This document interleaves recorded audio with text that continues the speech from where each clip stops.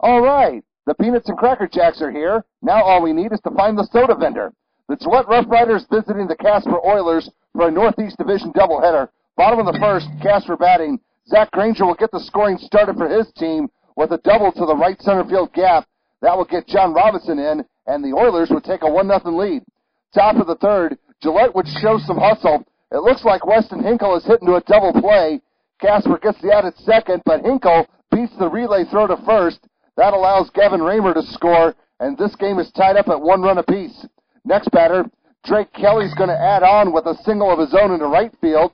That opens up the door for JT Zigray to score, and the Rough Riders would take a 2-1 lead. The visitors were taking it one hit at a time, and they were just getting the ball into the outfield. Turner Loafing does the honors this time with his own single to left.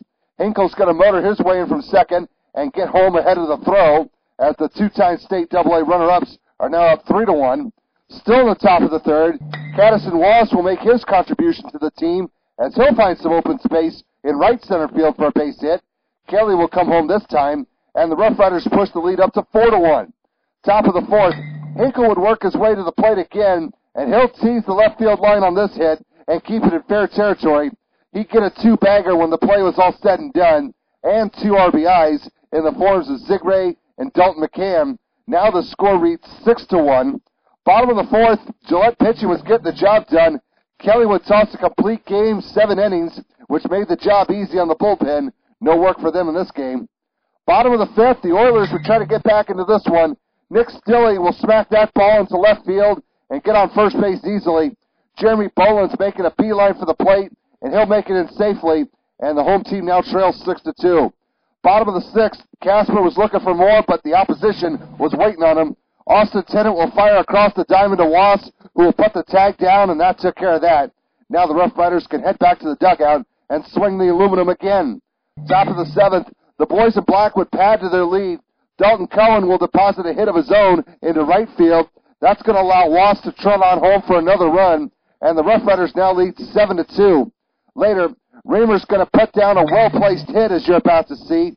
By the time the Casper defense was able to get to the ball, they didn't have a play to make. Cowan scores as Gillette would end up winning the first game by a score of 8-2. On to the second game, and make sure you bundle up well, ladies. It's only June. Oh, wait, I forgot. We're in Wyoming. Never mind. Top of the first, this play's quick.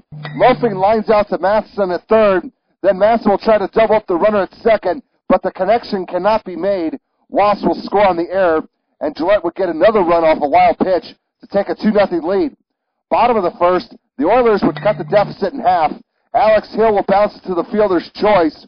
He's out at first, but it got the job done, as Robinson will score to make this a 2-1 game. Bottom of the second, Gillette pitching having another good game. Hinkle will get a complete game himself on the mound. Doubleheaders are much easier when you don't have to go to the bullpen. Top of the third, the visitors would add on. Loafing gets another base hit past the Casper shortstop for a single. That's a green light for Wass to come on down and touch home plate again. Add in another sacrifice fly, and the Rough Riders would eventually go up 4-1.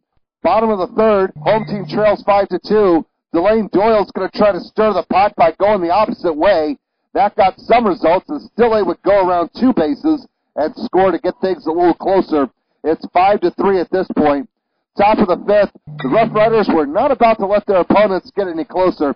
Alex King gets a lucky bounce on this play over the shortstop and into the outfield for another hit. Cowan has the green light to go home, and things are looking better with a 6-3 lead. Next batter, Matt Fogel, and he's done with this small ball stuff. He wants some extra bases on this play, and he'll get them as that ball will go all the way to the wall. He'd end up with a triple and a ribby as King will complete his trip around the bags and score. Gillette now up 7-3. Now here's a nice defensive play for Casper. They needed this. McCann puts a little too much on the punt. Granger was able to react fast enough at first to make the catch for 1 out. Then the runner at third was way out of position, and he's a dead duck as Matheson would help complete the double play. The Oilers caught a break there. Now they need to get the offense going. Bottom of the fifth, they tried, but to no avail. Tennant and Cowan will team up to take down the runner at second, and another one bites the dust. He can head back to the showers.